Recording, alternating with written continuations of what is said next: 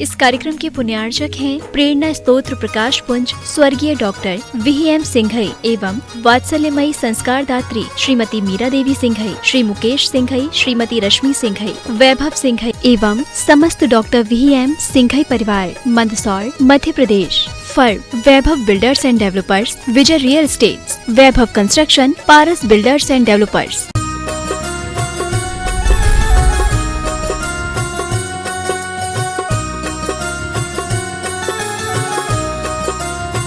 बोलिए आदिम तीर्थंकरादिनाथ भगवान की, वर्तमान शासननायक भगवान महावीर स्वामी की, संत श्रोमणी आचार्य भगवान विद्यासागर जी महाराज की, परम पूज्य प्रामाणिक संत महामना मुनिराज प्रमासागर जी महाराज की, परम पूज्य अनंत सागर जी महाराज की। आज इस धर्म सभा में विराजित सभी भव्यजनों जो आज गुरुदेव के चरण में अजमेर, कोटा, बेंगलोर, पटना, इंदौर, सिलवानी, जबलपुर, कोडरमा, सरिया आदि अनेक स्थानों से अपनी गुरु भक्ति अर्पित करने के लिए उपस्थित हुए हैं, आप सबका मैं वंदन अभिनंदन करता हुआ उन सभी सुधी श्रोताओं का, सम्यक दर्शकों का जो सुदूर अवस्थित दूरदर्शन के माध्यम से पारस चैनल, जनवाई चैनल, आदिनाथ चैनल एवं प्रमाणिक ऐप में अपनी शंकाओं के समाधान प्राप्त करके अपने जीवन को उन्नत कर रहे हैं, उन सब का आज भगवान आदिनाथ के जन्म तप कल्याण के अवसर पर शुभकामनाएं संप्रेषित करता हुआ आप सबको गुरुदेव के चरणों से संबद्ध कर रहा हूं। सुरेंद्र जी भी आ जाएं, आइए। आपका नाम क्या है? चंद्रदेव। चंद्रदेव जी यादव साहब, इनका सम्मान करेंगे श्रीमान धीरज जी सेठी, सुरेंद्र जी गगवाल। तालियां लगातार बजती रहे। ऐसा इन्होंने कार्य किया है जिसके कारण हमने आज गुरुदेव की चर्या विधिवत कराई। ये संकट समाधान कार्यक्रम इनके कारण बहुत अच्छी तरह सफल हो पा रहा है। और मैं कुछ सूचनाओं के बाद आपको गुरुदेव के श्री चरणों से जोड़ूंगा। पहली सूचना तो ये कि गुरुदेव 2 अप्रैल की शाम संभावित पावापुर जी सिद्ध क्षेत्र में प्रवेश कर जाएंगे और 3 तारीख दिन रविवार को, जबकि गुरुदेव ने 2011 में पावापुरी में चातुर्मास किया था, उसमें इनकी प्रेरणा से वहां विद्यासागर भवन जो 43 कमरों का है उसका शिलान्यास हुआ था, वह पूर्ण बनकर के पूर्ण हो चुका है। उसका लोकार्पण, विद्यासागर भवन का लोकार्पण 3 तारीख अप्रैल की रविवार के दिन होगा। आप उसमें उपस्थित होकर के इस कार्यक्रम को देखें, पावापुर जी क्षेत्र की वंदना करें, गुरुदेव के दर्शन करें, अपने समय को बचाएं और पावापुर जी पहुंच करके इस लाभ को प्राप्त करें। और साथ ही कीर्ति स्तंभ का भी लोकार्पण, जो गुरुदेव के संयम महोत्सव वर्ष का प्रतीक है, उसका लोकार्पण भी होगा। इसमें उपस्थित होकर जरूर अपने जीवन को धन्य कीजिएगा। भगवान महावीर स्वामी के जन्म कल्याणक जो 14 अप्रैल को है, जब गुरुदेव पटना नगर में होंगे और पटना नगर की महावीर जयंती, अद्भुत महावीर जयंती हुआ करती है, उसमें गुरुदेव की सन्निधि आप सबको प्राप्त होगी। उस दिन आप सब अपने सारे कामों को विराम दे करके अपने उस दिन को सुरक्षित कर लें, गुरुदेव के चरणों में पहुंचें, उस नगर की महावीर भगवान की जयंती की छटा देखें और उसमें शामिल हों। साथ ही उसी दिन परम पूज्य गुरुदेव का 35वां दीक्षा दिवस का सुयोग है। उस दीक्षा दिवस को हम पूरी उमंग, उत्साह के साथ, उल्लास के साथ पटना नगर में संपादित करेंगे और आप हम सब वहां पहुंच करके अपनी विनय, अपनी भक्ति, अपनी श्रद्धा, अपनी निष्ठा प्रकट करेंगे। ध्यान रखें, 14 तारीख के दिन, 14 अप्रैल के दिन यह कार्यक्रम होगा। 14 तारीख से ही पटना नगर के मीठापुर में, पटना सिटी में पंचकल्याण प्रतिष्ठा का शुभारंभ होगा, जो 20 तारीख तक चलेगा। इस पंचकल्याण महोत्सव में आप भी यदि प्रतिभागी बनकर के जीवन धन्य करना चाहते हैं, आपको अवसर है, अपने आप को संपर्क करके जोड़ें और प्रतिष्ठा में भाग लेकर जीवन धन्य करें।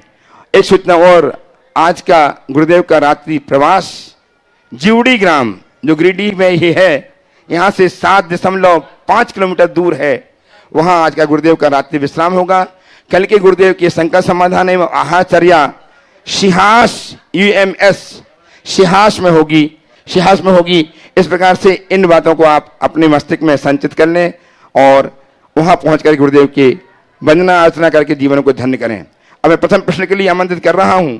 मैं चाहता हूं यह भीड़, जो गांव की भीड़ जमी हुई है, ये उपदेश चाहते हैं, गुरुदेव का उपदेश हमें प्राप्त हो। तो मैं गुरुदेव से निवेदन कर रहा हूं, गुरुदेव इनकी भावनाओं को ध्यान में रखते हुए अपने उद्बोधन से हमें इन सबको अभिसिंचित कीजिएगा। नमोस्तु हरश्री, नमोस्तु हरश्री, नमोस्तु महाश्री। ओ जय बोलो अहिंसा परमो धर्म की। परम पूज्य आचार्य गुरुवर श्री विद्यासागर जी महाराज की।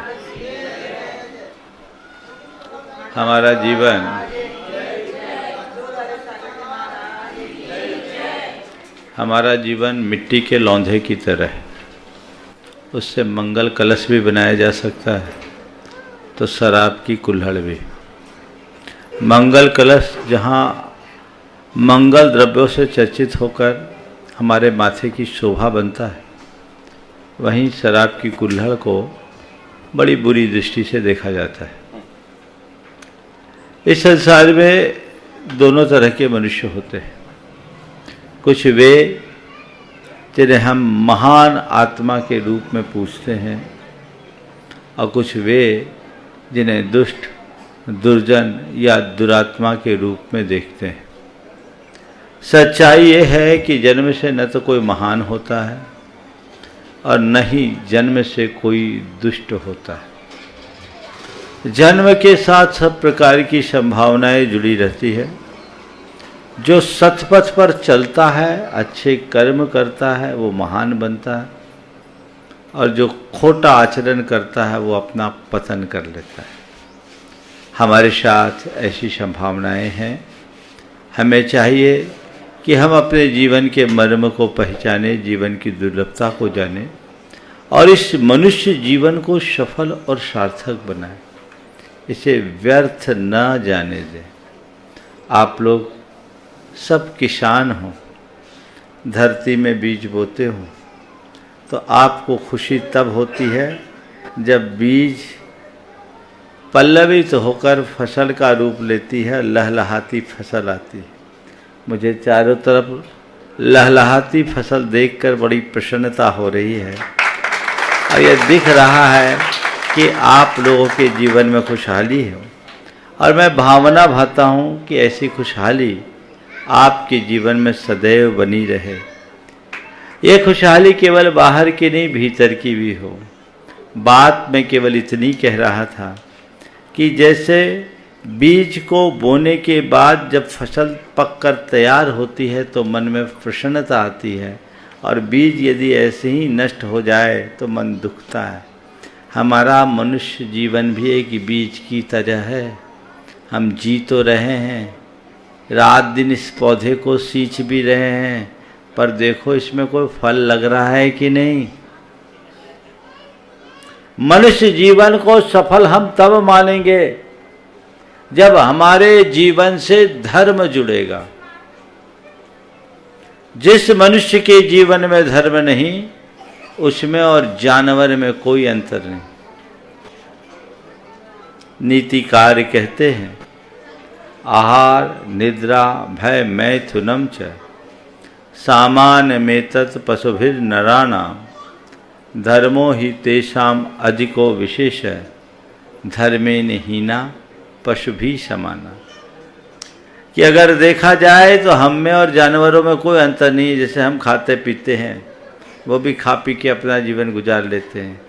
आहार निद्रा भय और मैथुन ये सब में समान है, लेकिन मनुष्यों में और जानवरों में यदि कोई अंतर है तो वह है धर्म का। जिस मनुष्य ने धर्म को धारण कर लिया, सच्चे अर्थों में वही मनुष्य कहलाने का अधिकारी है। बाकी सब मनुष्य के भेष में जानवर जैसा है। तो अपने जीवन को सफल बनाने के लिए हमें धर्म से जुड़ना चाहिए। और जब मैं धर्म की बात करता हूँ तो उस धर्म की बात नहीं करता जो रोज़ सुबह उठकर आप पूजा पाठ में करते हैं। मैं उस धर्म की चर्चा आप सबसे नहीं करना चाहता जो धर्म आप अपने मंदिरों में, अपने इबादत गाह में करते हैं। मैं उस धर्म की बात करना चाहता हूँ जो आपके जीवन में दिखना चाहिए। वो धर्म क्या है? वो धर्म है अहिंसा का। अपने हृदय में अहिंसा को आत्मसात करो। अगर हमारे आचरण में हिंसा है तो हम धर्मी कभी नहीं कहला सकते।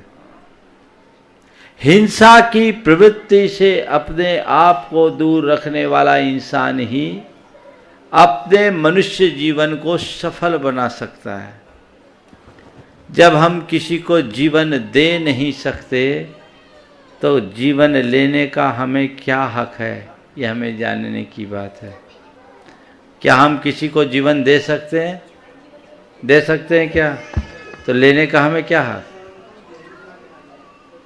फिर जब हम इस विश्वास के साथ जीते हैं कि संसार में, ये संसार परमात्मा का घर है, मानते हैं इस संसार की हर रचना परमात्मा की है, ये भी कहते हैं कि नहीं कहते? बोलो, कहते हैं। अब तुमसे एक सवाल करते हैं, कोई व्यक्ति तुम्हारे घर में जाए और तुम्हारे घर के सामान के साथ तोड़ फोड़ करना शुरू करे तो तुम क्या करोगे? बोलो यादव जी। मना करेंगे और बार बार करेगा तो ठोक भी देंगे। उससे नाराज होंगे, प्रसन्न तो नहीं होंगे। तो मैं आपसे अब केवल विचार के लिए इतना ही पूछता हूं कि जब तुम ये कहते हो ये संसार परमात्मा का घर है और संसार का हर प्राणी परमात्मा की संतान है, उसके साथ खिलवाड़ करने वाले से तुम्हारा परमात्मा खुश होगा या नाराज? बोलो बोलो। तो ये तो पक्का मानते हो कि सब परमात्मा की संतान हैं? मानते हो? तो किसके साथ छेड़छाड़ कर रहे हो? परमात्मा ने तुमको लाइसेंस दिया है छेड़ने का। क्या हमारे बेटे के साथ तुम मार दो, मेरे बेटे की हत्या कर दो, हम तुमको कुछ नहीं बोलेंगे? बोलो। तुम्हारे सामने तुम्हारे बच्चे को कोई छेड़ेगा तो तुम उसका बदला, उसका कलेजा चीर दोगे, है ना? तो परमात्मा की संतान के साथ छेड़छाड़ करने वाला कैसे सुखी रह पाएगा? ये मन में विचार करना है। और इसलिए हमारे यहाँ जो कहा गया है, परहित सरिस धर्म नहीं भाई, पर पीड़ा सम नहीं अधमाई, को आत्मसात करके दया को अपने जीवन में स्थान दीजिए, वही धर्म है। उसके बिना मनुष्य जीवन व्यर्थ है। एक दिन ये मिट्टी मिट्टी में मिल जाएगी। सोचो, हम कितनों को अपने इस लालसा की पूर्ति के लिए, थोड़ी सी स्वाद की लोलुपता के लिए असमय में मौत के घाट उतारते हैं। आखिर इसका पाप कौन भोगेगा?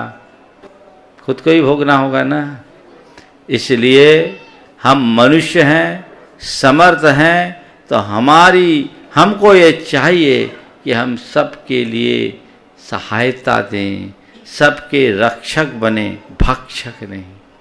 आप किसान हो, धरती में फसल उगाते हो, धरती का वरदान आप सबको प्राप्त है, तो जो धरती पजाती है वही उपभोग में लीजिए और अपने जीवन को धन्य कीजिए। आज आपके गांव में हमारा आना हुआ, सुबह से बहुत भाव भक्ति आप सबके हृदय में दिख रही है। ये भक्ति बना के रखिए, लेकिन धर्म को अंदर से स्थापित कीजिए। सभी ग्रंथ और पंथ में बात बतावे तीन, राम हृदय, दिल में दया, तन सेवा में लीन। ये धर्म का निचोड़ है। अंदर अपने परमात्मा के प्रति श्रद्धा रखो, उसको बिठा के रखो, दिल में दया हो और अपने तन से जितना बन सके औरों की सेवा करो, तब अपने मनुष्य जन्म को सार्थक कर पाएंगे। चूँकि ये कार्यक्रम शंका समाधान का कार्यक्रम है, आप लोगों को आनंद आएगा। ये रोज चलता है और नियमित इसका लाभ दुनिया भर के लोग लेते हैं। आज आपका गांव बिरनी नारायणपुर, हाँ, बिरने नारायणपुर पूरी दुनिया में चर्चित नाम है, जिसकी सूचना आज दी गई। मैंने नाम चर्चित होगा, सारे लोग लेंगे। चूँकि आप लोग बहुत संख्या में हैं, यहाँ उपस्थित हो, मुझसे निवेदन किया गया, पहले भी कहा गया कि उपदेश कुछ मिले, तो ये सार में उपदेश आप सबको मिल गया। अब आगे जो कार्यक्रम चलेगा आप सब बहुत तन्मयता से उसका आनंद लेंगे। शंका समाधान को आगे बढ़ाएं। उपस्थित हो प्रथम प्रश्न के लिए श्रीमान सनत कुमार जी जैन, मंडी बामारा वाले, ललितपुर से ट्रस्टी गुणायतन। तैयार है श्रीमान विजय कुमार जी जैन, जो आज निर्माण मित्र के ऊपर जुड़ करके अपने आप को धन्य कर रहे हैं। टीकमगढ़ से मेरे जीवन की दिशा और दशा बदलने वाले मेरे गुरुवर को जन्म जन्मांतर चरणों में नमन नमन। गुरु जी, गृहस्थ के जीवन में व्रत प्रतिमा का क्या महत्व है और गृहस्थ व्रत प्रतिमा कहाँ तक अंगीकार कर सकता है, इसको मार्गदर्शन। देखिए, जो प्रतिमा है ये गृहस्थों के लिए, साधुओं के लिए नहीं। यहाँ प्रतिमा का मतलब मूर्ति नहीं, प्रतिमा अर्थात गृहस्थाचार्य की क्रमोन्नत जो श्रेणियाँ हैं वो। तो आप व्रत प्रतिमा का पालन करें। 12 व्रतों का पालन करके कोई व्यक्ति व्रती बन सकता है और अपने जीवन को आगे बढ़ा सकता है। श्रीमान विजय कुमार जी जैन जो निर्माण विरोध के रूप में आज संबद्ध हुए प्रतिमा को ही दूसरी प्रतिमा बोलते हैं। हाँ बोलिए। श्री संस्कार कुमार जी जैन बनगांव दमोह से, और तैयार हैं जतिन कुमार जैन जीतू अनन मुनि भक्त कोलकाता। दोनों मुनि राजों के चरणों में बारंबार नमोस्तु। गुरुदेव, आचार्य श्री के संयम स्वर्ण वर्ष पर भारत में अनेक जगह कीर्ति स्तंभ बनाए गए हैं, तो जो राजस्थान के चित्तौड़गढ़ में स्थित कीर्ति स्तंभ है वो जैन धर्म की क्या गाथा गाता है? देखो, कीर्ति स्तंभ पूरे देश में अनेक बने। गुणायतन और श्री सेवायतन परिवार ने लगभग 140 कीर्ति स्तंभों की रचना की। बहुत अद्भुत रचनाएं हैं। और चित्तौड़गढ़ का कीर्ति स्तंभ अभी देश के प्राचीन कीर्ति स्तंभों में एक है, लेकिन अभी जो कीर्ति स्तंभ बने हैं वो और भी श्रेष्ठ बने। गुरुदेव, उसका क्या महत्व है? क्या कीर्ति स्तंभ का मतलब केवल यही है कि वह हमारे इतिहास को दिग दिगंत तक फैलाए, इसलिए वो स्तंभ बनाया जाता है। महापुरुषों के जीवन चरित्र को उसके माध्यम से हम जानते हैं, वो इतिहास को दर्शाता है। जतिन कुमार जैन जीतू जी अनन मुनि भक्त कोलकाता से उपस्थित हो। तैयार रहे व्रती बहन शकुन दीदी सागर। नमोस्तु गुरुदेव। नमोस्तु गुरुदेव। महर्षि, मेरा ये प्रश्न है, जो मन से पूजा करते हैं पूजा उनको फल देती है, पूजा भक्त पुजारी के सारे संकट हर लेती है, जो पद तुमने अपनाया है वो सीधा शिव को जाता है, जो इस पद का अनुयायी है जो परम मोक्ष पद पाता है। ये लाइन किसके लिए कहा गया? जो ये मुनिराजों के लिए कहा गया कि श्रावकों के लिए कहा गया? पढ़ कौन रहा है? पढ़ कौन रहा है? श्रावक। तो किसके लिए कहा गया? समझ गया? तो मन से पूजा करो, केवल वचनों से नहीं। चलिए। नमोस्तु महर्षि। व्रती बहन शकुन दीदी सागर से ट्रस्टी गुणायतन। तैयार रहे श्रीमती रेणु सुनील जी छावड़ा मीठापुर पटना। श्रीमती रेणु सुनील जी छावड़ा मीठापुर पटना से तैयार रहेंगी। दोनों मुनिराजों को बारंबार नमोस्तु। महाराज श्री, इंसान का वास्तविक चरित्र तब सामने आता है जब वह नशे में होता है, चाहे प्रतिष्ठा का हो, रूप का हो या दौलत का। तो हम इस नशे से कैसे बचें, कृपया समाधान। बहुत अच्छा वाक्य कहा। इंसान का वास्तविक स्वरूप तब पता चलता है जब वो नशे में हो। नशा चाहे शराब का हो, रूप का हो या दौलत का हो। आपने पूछा है इस नशे से कैसे बचे। हमने तो एक ही बात जाना है कि जब कोई शराब के नशे में होता है तो उसको खटाई खिलाई जाती है। क्यों ऐसा ही किया जाता है ना? खटाई खिलाने से नशा उतर जाता है। मेरा अनुभव नहीं है, लेकिन ऐसा सुना है कि खटाई खाने से नशा उतरता और मिठाई खाने से नशा। क्यों भाई, सही बोल रहा हूँ ना? तो खटाई खिलाने से नशा उतर जाता है। तो शराब का नशा तो थोड़े से खटाई से उतर जाएगा। यदि मनुष्य को रूप का और दौलत का नशा हो, प्रतिष्ठा का नशा हो, तो उसे ज्ञान की खटाई खिला दो, एक पल में उतर जाएगा, जो जीवन की वास्तविकता को जानता है। तत्व ज्ञान समझ ले, जो जान ले रूप तो नश्वर है, ये दौलत भी क्षणछयी है, ये शोहरत भी यही मिट जाने वाली है। हम किसका गुमान कर रहे हैं? ये तो एक सपना है जिसे हम सत्य मान करके चल रहे हैं। ये सपना कभी भी टूट सकता है। ये तो भ्रम है, हमारा ज्ञान है। हम किस रूप का नशा करते हैं? चमड़े, हमारी मक्खी के पंख की भांति चमड़ी की एक परत उतर जाए तो रूप विद्रूप बन जाए। किस दौलत का नशा करते? सरकार की एक थोड़ी सी नीति बदल जाए या खुद कोई गलत नीति अपना लो तो शिखर पर बैठा व्यक्ति सतह पर आ जाता है। यह ज्ञान है। जो तत्व ज्ञानी होता है वह इन सब को क्षण भंगुर मानता है। जैसे समझदार व्यक्ति शराब को अपने जीवन को के लिए विनाशक मानता है, वो उसको हाथ भी नहीं लगाता, ऐसे ही तत्वज्ञानी व्यक्ति धन, संपन्नता, रूप, यौवन और प्रसिद्धि को भी नश्वर मानकर उनका गुमान नहीं करता। नमस्ते। उपस्थित हो श्रीमती रेणु सुनील जी छावड़ा मीठापुर पटना से। तैयार हैं श्रीमान संजय जी, रीना जी जैन महिजाम। दोनों मुनियों को नमस्तु महाराज जी, नमस्तु महाराज जी, नमस्तु महाराज जी। अधिकतर तीर्थंकरों के चिन्ह जानवरों को क्यों होते हैं? बहुत अच्छा सवाल है। अधिकतर तीर्थंकरों के चिन्ह जानवरों के क्यों होते हैं? इसकी वजह तो कोई ऐसी नहीं है। जो उनके शरीर के दाहिने अंगूठे में स्वाभाविक रूप से प्रकट हो जाता वो होता है, लेकिन मुझे इसमें एक वजह दिखती, बता दूं। आदमी की शक्ल एक से नहीं मिलती, जानवरों की मिल जाती। समझ गए? तो जानवरों में दुरूपता नहीं है, आदमी बहुरूपिया है। इसलिए शायद तीर्थंकरों के चिन्ह में आदमी की जगह जानवरों को स्थान दिया गया और ये कहा गया, इसके पीछे एक संदेश है। ये जानवर भी अपना उत्थान करके भगवान बन गए हैं और तुम अगर गलत रास्ते में इंसान बन करके जियोगे तो तुम्हारा स्थान जानवरों में हो जाएगा। इसलिए अपने जीवन को कल्याण के रास्ते पर लगाना चाहते हो तो सही मार्ग पर चलो। श्रीमान संजय जी, रीना जी जैन जो यात्रा संयोजक हैं मिहिजाम से, अनंत भक्त मुन भक्त हैं गुरुदेव के, और अपना प्रस्तुत करें। तैयार हैं ब्रती बहन पुष्पा जी जैन जयपुर। द्वय मुनि राजों को नमन। महाराज जी, जीवन में सच्चे गुरु का होना किसी कुबेर के खजाने से कम नहीं, कैसे मार्गदर्शन दीजिए। ये वाक्य कहाँ से लाए? जहाँ से ये वाक्य लाए वहीं पूछो। कुबेर के खजाने का तो माप है।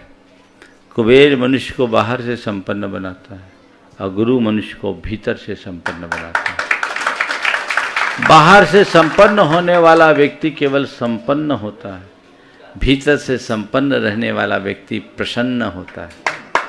हमारे जीवन की असली दौलत संपन्नता नहीं, हमारे जीवन की असली दौलत प्रसन्नता है। इसलिए ये प्रसन्नता कुबेर के धन से नहीं, गुरुदेव के ज्ञान से प्राप्त होगी। इसलिए गुरु का स्थान कुबेर से बहुत ऊंचा। हमारी संस्कृति में तो ब्रह्मा विष्णु महेश से गुरु का ऊंचा स्थान कहा गया है। गुरु ब्रह्मा, गुरु विष्णु, गुरुर्देवो महेश्वर है, गुरु साक्षात परब्रह्म, तस्मै श्री गुरुवे नमः की बात को याद करिए। उपस्थित हो श्री ब्रती बहन पुष्पा जी जैन जयपुर से। तैयार हैं श्रीमती अंजना अशोक जी पटना मीठापुर से। अंजना अशोक जी के चरणों में बारंबार नमोस्तु नमोस्तु नमोस्तु। महाराज श्री, मेरे भाभी जी ने जयपुर से पूछवाया है। हाँ बोलो। मेरे भाभी जी ने पूछवाया है कि मैं भावना योग रोज करती हूँ, लेकिन मेरे को नींद नहीं आती है, तो उसके लिए क्या भावना योग में क्या कमांड दिया जाए? बस मैं सो रही हूँ, मैं सो रही हूँ, मैं सो रही हूँ, मुझे गहरी नींद आ रही है, ऐसा एहसास करते हुए लेटे। ये ना सोचे मुझे नींद नहीं आ रही। जिन्हें भी नींद की समस्या है वे भावना योग की प्रक्रिया को अपनाएं। उस पूरी की पूरी विधि को जो YouTube के माध्यम से आप देख सकते हैं, और लेट जाएं। और लेटते समय बस यही चिंतन, यही सोच, मैं सो रही हूँ या सो रहा हूँ, गहरी नींद में जा रहा हूँ, मुझे गहरी नींद आ रही है, मैं सो रहा हूँ। आंखें बंद करके शरीर को शिथिल कर दें और बस ये दिमाग से हटाएं, नींद नहीं आ रही, बस ये सोचे गहरी नींद आ रही, गहरी नींद आ रही है। कुछ ही दिनों में बहुत बड़ा परिवर्तन आ जाएगा। और एक साथ और बोलूँगा, जिन लोगों को नींद नहीं आती वे नमोकार मंत्र का लेखन करें, उन्हें नींद आने लगेगी। साथ साथ ये भी कर। उन्होंने आशीर्वाद मांगा। अब महाराज ने पूछा जिनको ज़्यादा आती हैं वो कहे मैं जागृत हूँ, कुछ लोग तो यहाँ बैठे बैठे भी सो लेते हैं, तो ऐसा नहीं। चलिए, श्रीमती अंजना जी अशोक जी मीठापुर पटना से उपस्थित हों। तैयार हैं श्रीमती नीतू कमल जी छावड़ा मीठापुर पटना। राजों के चरणों में बार बार नमोस्तु नमोस्तु नमोस्तु। हे मुनिवर, मैं कोई धन दे कर के मरता है, कोई मर कर के देता है, जरा से फर्क में देखो बने ज्ञानी से अज्ञानी। इसके बारे में कुछ बताइए। क्या बोलूं, इसमें अपने आप स्पष्ट है। आगे चलो, फर्स्ट ऐसा पूछो जिसमें मैं कोई संदेश दे सकूं। चलो, नीतू कमल जी छावड़ा उपस्थित हों मीठापुर पटना से। तैयार हैं श्रीमान अनिल जी पहाड़िया संयोजक यात्रा संघ, अनिल जी पहाड़िया पटना। नमोस्तु नमोस्तु नमोस्तु। महाराज श्री, ऐसा क्या करना चाहिए कि हर पल हमें अपने पुण्य की एफडी कर सकें? बहुत अच्छा सवाल किया है। ऐसा क्या करें कि हम हर पल अपने पुण्य की एफडी कर सकें? देखो, एफडी तो बाद में होगी, पहले अर्जित तो करो। कमाओगे नहीं तो एफडी कैसे करोगे? एफडी कौन करता है? जिसके पास सरप्लस होता है। अभी तो कमाई का ठिकाना नहीं, तुम एफडी का देख रहे हो। तो पहले तो मैं कहूँगा कि पुण्य को भोगना बंद करो। बहुत गहराई से सुनना। हर मनुष्य 24 घंटे में क्या कर रहा है पता है? पुण्य को भोग रहा है और पाप को कमा रहा है। पुण्य को भोगना यानी पुराने पुण्य को खपाना। जितना पुण्य को भोगोगे, विषय विलास में रमोगे, पाप कमाओगे। पाप ही तो कमाओगे ना, समझ गए?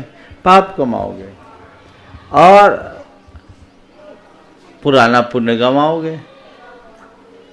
तो पहला काम करो कि पुण्य को भोगना कम करो। और पुण्य को भोगने से बचने के लिए क्या करना है? त्याग तप का रास्ता अपनाओ। त्याग तप के रास्ते को अपनाने के लिए क्या करना? अपनी इच्छाओं को नियंत्रित करो।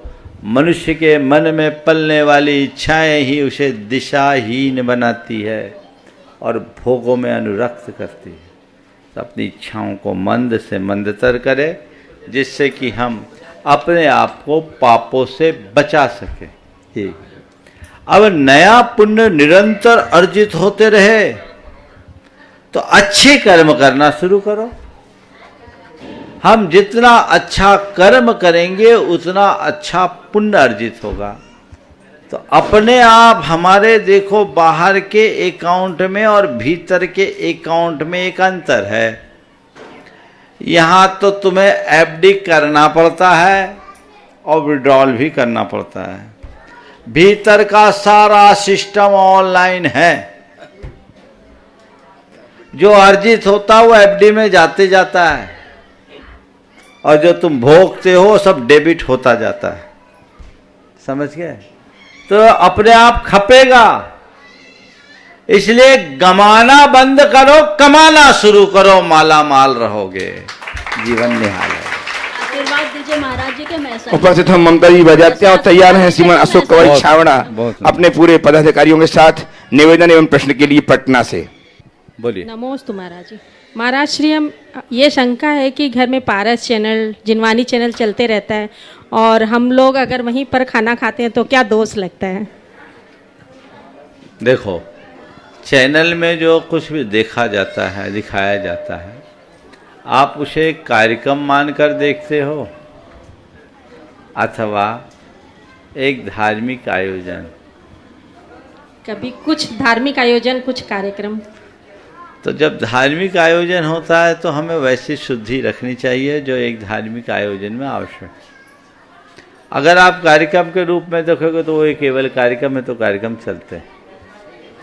इसलिए अब महाराज क्या करें, वहाँ तो दिन भर ही चलता है, तो फिर तो हमें अपने सारे कार्यक्रम बंद करने पड़ेंगे। तो जो हमारे मुख्य आयोजन हैं, जिसमें गुरुओं का उपदेश हो, भगवान का अभिषेक पूजन आदि हो, उन कार्यक्रमों को बिल्कुल निर्वृत्त चित्त होकर के देखना चाहिए। बाकी कार्यक्रम हो तो उसको अपने हिसाब से चलने दें, पर यथासंभव विनय का पालन करें। नमोस्तु महाराज। उपस्थित हों श्रीमान अशोक कुमार जी छाबड़ा साहब अपने सभी पदाधिकारियों के साथ निवेदन करने के लिए एवं प्रश्न करने के लिए तैयार रहेंगे। अनिल जी पहाड़िया पटना। मुनिद्वय के चरणों में हम सबों का, पूरी पटना समाज का बारंबार नमोस्तु गुरुवर, नमोस्तु गुरुवर, नमोस्तु गुरुवर। आपने महाराज साहब का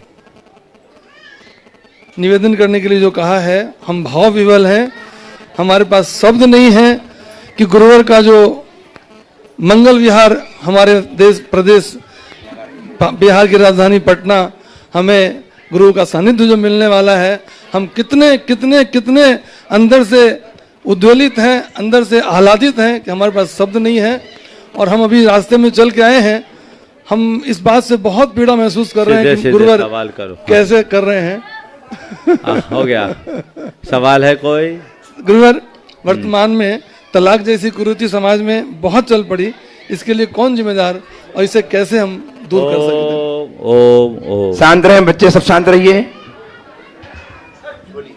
तलाक जैसी दुष्प्रवृत्ति का जिम्मेवार कौन और इससे बचने का निदान या उपाय क्या? देखिए, इसके पीछे कई कारण, अन्य अनेक कारणों में आप लोग थोड़ा बैठ जाएंगे तो अच्छा लगेगा, ताकि पीछे वाले लोगों को थोड़ी दिक्कत हो रही है। तलाक के पीछे का जो सबसे बड़ा कारण है वो वर्तमान की शिक्षा व्यवस्था। आज जिस तरह से पढ़ाया लिखाया जा रहा है, वहाँ परस्परता की भावना लुप्त हो रही है, लोगों का ईगो बढ़ता जा रहा है, एक कारण तो ये। दूसरा, पारिवारिक वातावरण भी। तीसरा, सहनशीलता का अभाव। और चौथा, बढ़ती हुई अभिमानी प्रवृत्ति।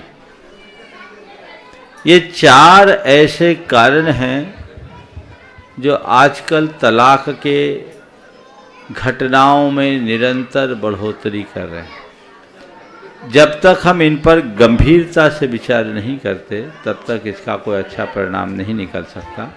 मैं फिर कभी विस्तार से इस पर चर्चा करूंगा। उपस्थित हो श्रीमान अनिल जी पहाड़िया साहब, यात्रा संयोजक।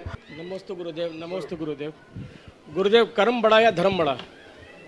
कर्म बड़ा या धर्म बड़ा? जो कर्म में धर्म जोड़ के रखता वो सबसे बड़ा। आगे। गुरुदेव, कुछ ऑनलाइन प्रश्नों के माध्यम से मैं इस कार्यक्रम को गति प्रदान करना चाह रहा हूँ। गुणातन के शिरोमणि संरक्षक श्रीमान अरिहंत पायल हितंकर जैन, प्रेमी परिवार कटनी सतना, अनन्य गुरु भक्त आपके चरणों में बारंबार नमोस्तु करते हुए जानना चाहते हैं कि गुरुदेव, यदि मंदिर जी में एक से अधिक वेदी हैं तो क्या हर वेदी के मूल नायक भगवान अलग अलग होते हैं? और महाश्री, अगर हर वेदी के मूल नायक भगवान अलग होते हैं तो क्या उनके जन्म कल्याणक अथवा निर्वाण कल्याणक के अवसर पर उन भगवान का अभिषेक किया जा सकता है या अभिषेक करने के कुछ अलग नियम होते हैं? देखिए, मंदिर तो मंदिर है, भगवान का मंदिर है, और ऐसे देखा जाए तो सभी भगवान समान हैं। लेकिन एक व्यवस्था बनाई गई कि मंदिर को हम किस भगवान के नाम से जानें, तो किसी को एक को मूल नायक बना दिया गया। तो एक मूल नायक बना दिए तो उस मूल नायक का मंदिर है। अब रहा, एक मंदिर में अनेक वेदियाँ होती हैं। पहले एक वेदी में एक ही प्रतिमा होती थी, अब अनेक प्रतिमाएं होने लगी। तो उस वेदी को हम कौन से भगवान की वेदी के रूप में जाने, तो इसके लिए उनमें भी मूल नायक सुनिश्चित कर दिया गया, ताकि हमारा व्यवहार अनुकूल बना रहे और हम उस तरीके से अपना काम कर सकें। अब रहा सवाल कि हर भगवान के कल्याणकों में अपनी भागीदारी, पूजा, अभिषेक आदि का होना चाहिए, होना ही चाहिए। इससे अच्छा और कर्म क्या होगा? गुरुदेव, इंजीनियर सोनम जैन खुरई मध्य प्रदेश से आपके चरणों में बारंबार नमोस्तु करते हुए जानना चाहते हैं कि किसी ने कहा है कि कुछ पाकर खोना है, कुछ खोकर पाना है। तो महाराज श्री, जीवन के यथार्थ में अगर कुछ पाना है तो हमें क्या करना चाहिए? जो पाने योग्य है उसको पाने का प्रयत्न करना चाहिए, और जो खोने योग्य है उसे खो देना चाहिए। चलिए गुरुदेव, प्रथमा स्तरीय कक्षा 7वीं की छात्रा काव्या जैन काव्यांजलि इंदौर मध्य प्रदेश से आपके चरणों में नमोस्तु करते हुए जानना चाहती है, थोड़ी सी पीड़ा उस व्यक्त कर रही है कि गुरुवर मैं प्रथमा स्थली इंदौर की 7वीं कक्षा की छात्रा हूँ। मुझे वहाँ बहुत ज़्यादा अच्छा लगता है। वहाँ पर हिंदी और संस्कृत को बहुत महत्व दिया जाता है। यह अच्छी बात है, क्योंकि हिंदी हमारी मातृभाषा है और संस्कृत हमारी प्राचीन भाषा है। मेरी शंका यह है कि मुझसे बहुत से लोग विचित्र प्रकार के प्रश्न पूछते हैं, जैसे प्रथमा स्थली में तो ज़्यादातर हिंदी और संस्कृत ही पढ़ाते होंगे, वो तो हिंदी मीडियम ही होगा, वहाँ रोना नहीं आता, और भी अलग अलग प्रश्न पूछते हैं। तो मैं उन्हें ऐसा क्या जवाब दूं कि वो मुझसे फिर ये प्रश्न ना करें कि बस देखो, जब भी कोई ऐसा प्रश्न करे ना तो उनको अंग्रेजी में समझा दो, क्योंकि लोगों को हिंदी कम समझ में आता। और उनसे बोलो कि आप जो अंग्रेजी माध्यम के स्कूल में पढ़ने की वकालत करते हैं, वहाँ के लोगों को न तो ढंग से हिंदी आती न अंग्रेजी। मुझे गर्व है कि मैं एक ऐसे स्कूल में पढ़ रही हूँ जहाँ मुझे त्रिभाषाई शिक्षा मिल रही है, जहाँ हिंदी और संस्कृत के साथ साथ अंग्रेजी भी मिल रही है। हम अंग्रेजी में भी निष्णात हैं। ध्यान केवल एक रखना चाहिए, भाषा आप जितनी अधिक से अधिक सीख सके सीखिए, पर माध्यम आपको अपनी मातृभाषा रखनी चाहिए। जो व्यक्ति मातृभाषा में पढ़ता है और जो बात हम मातृभाषा के माध्यम से सीख सकते हैं वो अन्य भाषा से नहीं। मनुष्य अपनी मातृभाषा में ही सपना देखता है, चाहे उसे कितनी भी भाषा का बोध हो, ज्ञान हो। तो अपनी मातृभाषा में ये वैज्ञानिकों के द्वारा एक प्रायोगिक शोध है, निष्कर्ष है कि आप अपनी मातृभाषा में ही पढ़े। ये तो अंग्रेजों का अंधानुकरण करके आज भी लोगों ने अपनी मानसिकता को गुलाम बनाकर रखा है। पुराने पीढ़ियों में कई पीढ़ियां हिंदी माध्यम से तर गई, आजकल अंग्रेजी माध्यम अंग्रेजी पढ़ो, अंग्रेजी माध्यम की क्या जरूरत। दुनिया के बहुत सारे देशों में आज चीन में चाइनीज भाषा पढ़ाई जाती है, फ्रांस में फ्रेंच पढ़ाई जाती है, जर्मनी में जर्मन भाषा पढ़ाई, जापान में जापानी पढ़ाई जाती है। तो हिंदुस्तान में भारतीय भाषाएं क्यों न पढ़ाई जाए, पढ़ना ही चाहिए। और इन भाषाओं के साथ अंग्रेजी पर भी उतना ही अधिकार रखना चाहिए। एक चार्टर्ड अकाउंटेंट अपनी बेटी को प्रतिभा स्थली में भर्ती करना चाहता था और उससे किसी ने कहा कि तुम अपनी बेटी को पढ़ा रहे हो, वहाँ तो हिंदी मीडियम है, तुम्हारी बेटी को क्या होगा। दोनों पति पत्नी दोनों चार्टर्ड अकाउंटेंट थे। उन्होंने कहा चलते हैं, हमारी बेटी 6th क्लास की है और वहाँ की किसी 6th क्लास की बच्ची से मिलते हैं, उसकी अंग्रेजी और अपनी बेटी की अंग्रेजी से तुलना कर लेंगे, फिर हम निर्णय लेंगे। जब वो वहाँ गए और वहाँ के 6वीं क्लास की एक बच्ची से बातचीत की, उस बच्ची ने जो फर्राटेदार अंग्रेजी बोली, ये सब हतप्रभ रह गए। इंग्लिश मीडियम में पढ़ने वाली उनकी बेटी उनके आगे फेल थी और हिंदी माध्यम से पढ़ने वाली बेटी की अंग्रेजी अच्छी थी। तो अंग्रेजी भाषा का विरोध नहीं है, अंग्रेजी माध्यम को कभी हितकर नहीं समझना चाहिए। इसलिए इस बेटी से मैं कहूँगा बिल्कुल अब और गर्व का अनुभव करो कि नहीं, मैं यहाँ हूँ इसलिए मुझे हिंदी भी आती है, अंग्रेजी भी आती है और संस्कृत भी आती है। क्योंकि हम जब अपनी भाषा में पढ़ेंगे तभी अपनी संस्कृति को पहचान पाएंगे। हम दूसरी भाषा को पढ़ेंगे तो हम देशी नहीं विदेशी हो जाएंगे। तो अपनी भाषा में पढ़ें। हमारे गुरुदेव का यही उद्देश्य रहा है। उनने स्वभाषा को सदैव प्रोत्साहित करने की बात की है। तो जो भारतीय भाषाएं हैं हमें उन पर ही प्रमुखता से ध्यान देना चाहिए। इसी में सबकी भलाई है। महाश्री देहली पब्लिक स्कूल सागर मध्य प्रदेश से ऋषभ कुमार जैन बारंबार नमोस्तु करते जानना चाहते हैं कि गुरुदेव, यदि शिष्य गुरु की आज्ञा पालन कर रहा हो और अचानक गुरु का स्वास्थ्य गिरने लगे, विहार करना भी मुश्किल हो जाए, तो शिष्य का क्या कर्तव्य बनता है? क्या गुरु की वैयावृत्ति करने के लिए कुछ देर को आज्ञा पालन में विराम अनुचित है? देखो, बिल्कुल, अगर गुरु की सेवा करना है तो शिष्य कुछ भी कर सकता है, लेकिन सेवा केवल हाथ पैर दबाना नहीं। अगर शिष्य के किसी कार्य से गुरु को विकल्प होता हो तो शिष्य को गुरु को विकल्प देना उचित नहीं है। उस घड़ी उनकी आज्ञा मानना उनका कर्तव्य है। भावना से ऊंचा कर्तव्य होता है। शायद ये सवाल इस संदर्भ में किया होगा कि गुरुदेव का स्वास्थ्य अचानक खराब हुआ। गुरुदेव ने पूरे संघ को पृथक कर दिया, अपने साथ केवल 2 मुनिराज और एक अलग जी को रखा, बाकी सब अलग। तो आपको लग रहा होगा ये कैसे महाराज लोग हैं, कम से कम रह लेते, आज्ञा टाल देते। टाल सकते थे, लेकिन हमें हमारे गुरु ने यही सिखाया है कि अपना कर्तव्य पालो। गुरु अपनी साधना में रत है, उनका शरीर शिथिल है, उनकी चेतना तो आज भी उन्नत, वो मेरु हैं। वो चाहते थे कि संग साथ में रहेगा तो वो विकल्प उत्पन्न हो सकता है। मोक्ष मार्ग तो नितांत स्वाश्रित है। इतना बड़ा संघ, सैकड़ों मुनियों और आयरिकाओं का इतना विशाल संघ, सबको एक पल में उनने छोड़ दिया। यही तो एक बीत रागी साधु की पहचान है। उन्होंने सबको अलग किया।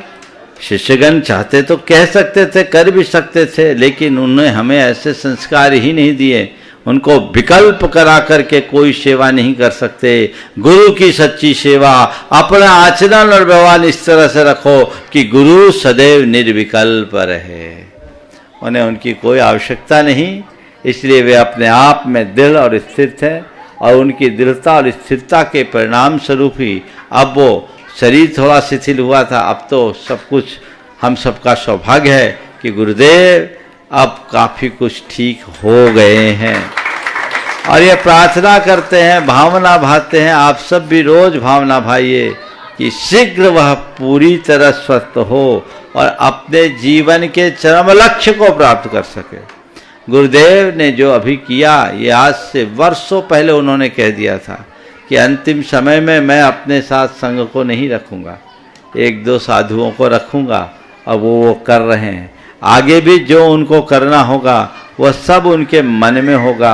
वो समय से पूर्व किसी को कुछ बताते नहीं हैं, लेकिन वे वही करते हैं जो उनको करना होता है। तो उस तरह की बातें वे निरंतर करते जा रहे हैं। हम तो यही भावना भाएं कि गुरुदेव शीघ्र स्वस्थ हो जाए, अपनी साधना में इसी तरह निरत रहें, समाज को भी जो मार्गदर्शन उनका मिलता रहा है मिलता रहे, और वे अपने जीवन के चरम और परम लक्ष्य को आत्मसात कर सके, इस दिशा में आगे बढ़े। हम लोगों की गाड़ी आगे बढ़ रही है, और अब यहाँ से बढ़ते हुए गुनावा जी के निकट पहुँच रहे हैं, और गुनावा जी के ही बगल में पावापुर जी हैं। भगवान महावीर के चरणों में हम सबको बैठने का सौभाग्य भी आगामी जैसा संभावित बता रहे हैं 2 और 3 अप्रैल को वहाँ होगा। 2 की शाम, 3 की सुबह, या जो भी कार्यक्रम होगा सबको लाभ मिलेगा, मालूम पड़ेगा। सभी इसका लाभ ले और अपने जीवन को सही दिशा में आगे बढ़ा सके। इस स्वभाव के साथ आज के सत्र को मैं यहीं पर विराम दे रहा हूँ। बोलिए परम पूज्य आचार्य गुरुवर श्री विद्यासागर जी महाराज। जय जय जय परम पूज्य महामना मुनिराज प्रमाणसागर जी महाराज की।